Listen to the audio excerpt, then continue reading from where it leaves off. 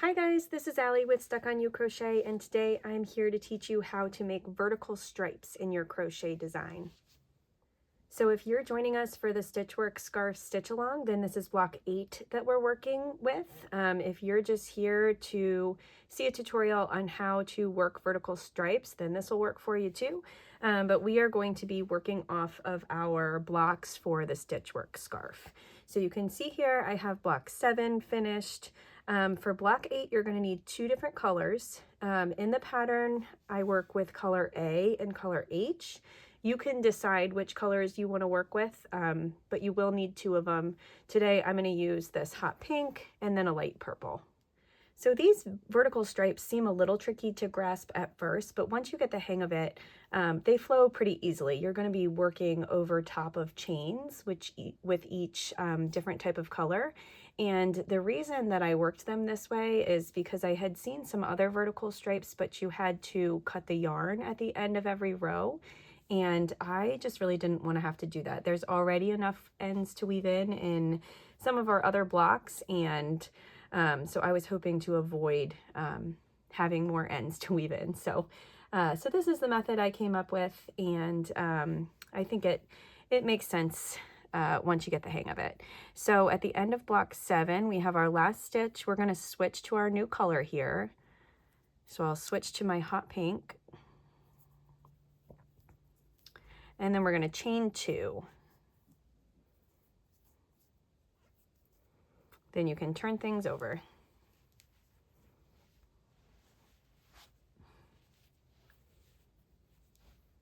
Now in this block, our chain 2 is not going to count as a stitch. So we're going to start with a double crochet, but we're going to work in the same stitch as the chain 2. And you'll see that in the written pattern, I've clarified that you are starting in that same stitch space. So work a double crochet stitch, and then you're going to work 3 additional double crochet stitches. So you'll have a total of 4. And then once you have your 4 double crochet stitches, you're going to chain 4, and remember to keep your tension somewhat loose with these chains. And then you're going to skip 4 stitches. So on your row that you're working across, count out 4 stitches, and you're going to skip those, and then you'll work 4 more double crochet stitches.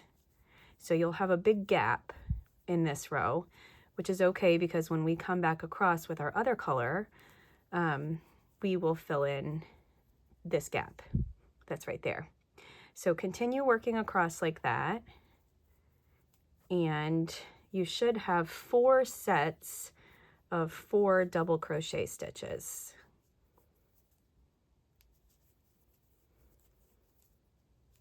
So I've got 3 here. I'll work 1 more.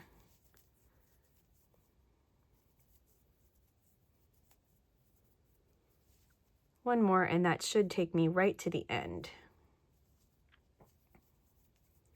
of this row, I should say.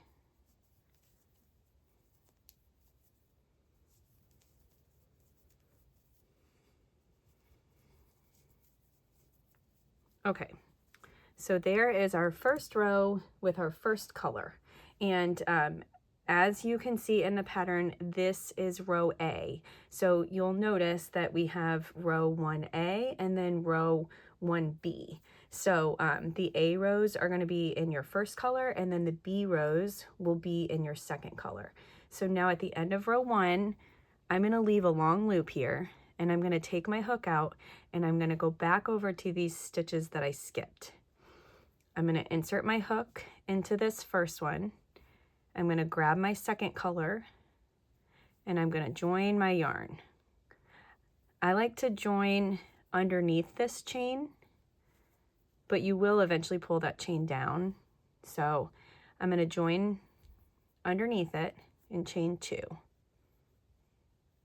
So I know this looks a little bit tricky, so I'll chain 2 there. So let me show that again just so that you can see. I'm going to pull this chain forward. I'm going to put my hook into the stitch. I'm going to join my yarn, and then I'll chain 2. And now I'm ready to work row 1B. Once I chain 2, I'm going to pull this working yarn, this loop, I'm going to pull it in front of that chain so that I can see it. And now starting in the same stitch where I just joined, I'm going to work a double crochet stitch, and you'll see I'm working it right over top of the chain. So I'm going to yarn over, I'll go over the chain into the stitch space, work my double crochet, and I'll do that for a total of 4 stitches.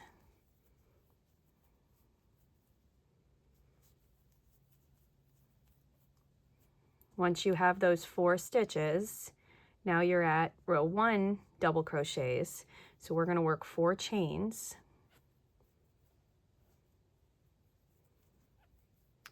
And then we'll skip those 4 stitches.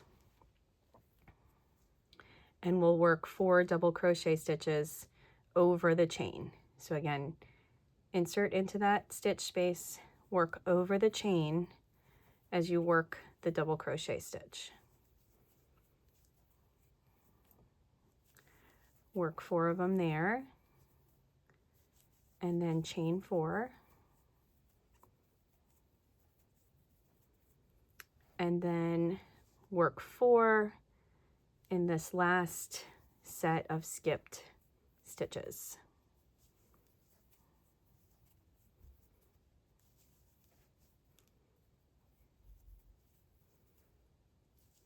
Then when you get to the end of row 1B, you can leave that long loop, and then we are finished with that row. So you can see you're going to have 4 blocks of the first color and then 3 blocks of the second color. Okay, so once you get to the end of row 1B, we're going to go back to the A color and work row 2. So this is where it gets tricky because you're going to be alternating with each color yarn. So you'll have 2 working yarns. So you want to turn things over here and just be careful that you don't pull these stitches out as you turn things over.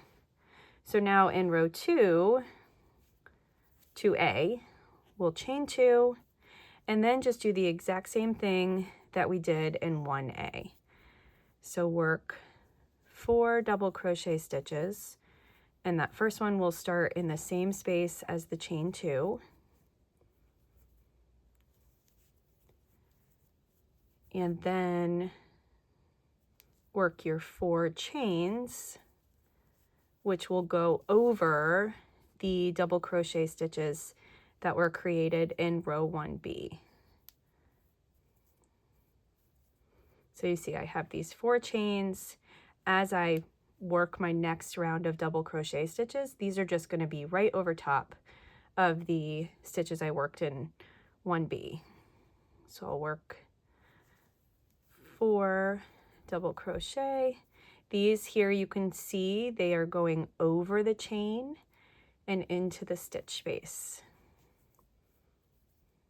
So once you get that hang of going over the chain and into the stitch space, then it gets pretty easy to see what you're doing or figure out what you're doing, because it's really just working a bunch of double crochet stitches and then chains. So we'll work over this chain here.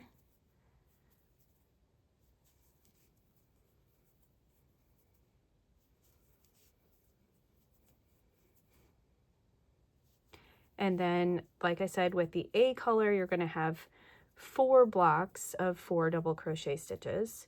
So we'll work into this last block at the end of the row.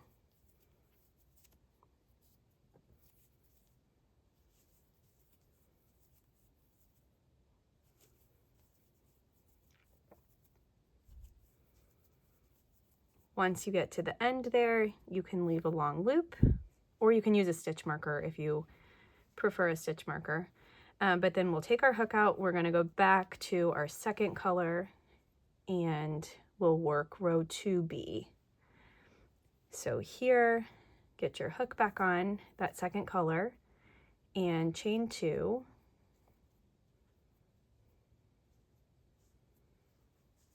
And now as you work these stitches, you're going to work 4 double crochet stitches, and you're going to work over top of that chain that we just created in the A row.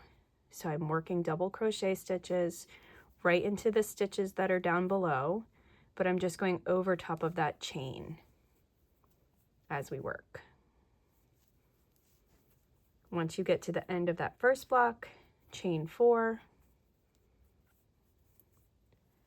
and then work into the next block.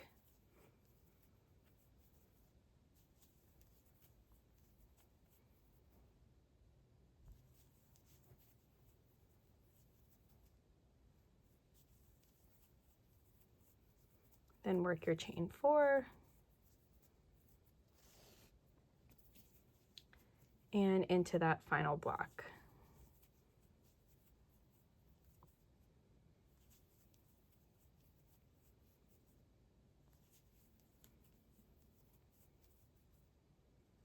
You will always need a chain 2 at the end of the row, so if you prefer to go ahead and chain 2 before you turn, then you can do that. You can end with that chain 2. So then I've got 2 rows. Both rows have my A color and my B color, and then I'm ready to turn things back over. So here's the front again, and you can see how we're working up our stripes, and they're just working right over top of each other. If you have really highly contrasting colors, then you might notice the colors in between where you've gone over top. These colors are pretty similar, so you don't really see the color showing through, but if you're choosing like black and white or something like that, then you may see the color that is carried behind there. So now for the next rows, we're going to work rows 3 through 10, and you're going to continue to work in this same fashion with the A rows and then the B rows. Work up like that all the way through row 10. And once you get to the end of row 10, then we're going to work an A row only. So I'm going to go ahead and show that now, rather than come back at the end. But when you work an A row only, so chain 2, it's the exact same thing that we have done so far. It's just that you aren't going to go back and work that second B row. So when you finish, you will have the first color ending up on the top rather than the second color. Hopefully that makes sense. But I'll show you here, give you an idea of what it's going to look like when you're finished.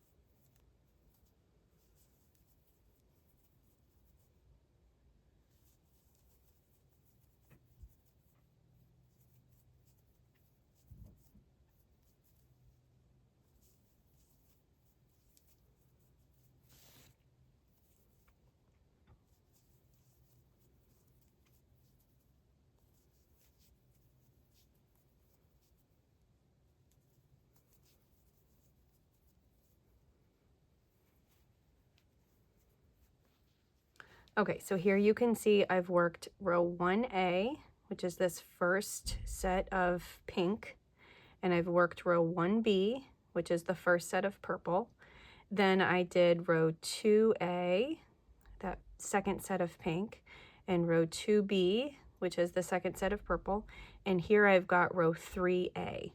So like I said, you're going to continue all the way up through row 11A, and when you get to the end, this is what it will look like at the top. You'll have your first color yarn, you'll have 4 blocks, and then you're going to have these chains showing, and they will not be connected to the blocks that you have of your second color.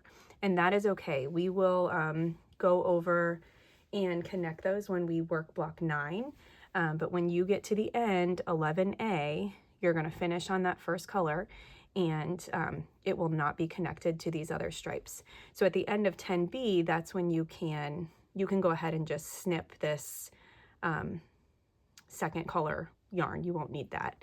And you can weave those ends in. And then when you get to the end of row 11A, we will not use this color, so you can snip that color and just use a stitch marker to block that off. So that is it for vertical stripes. I do have a lot of photos linked in the pattern and in the blog post, and I think the photos are really helpful at those step-by-step directions, like getting up close and really seeing where you're supposed to go.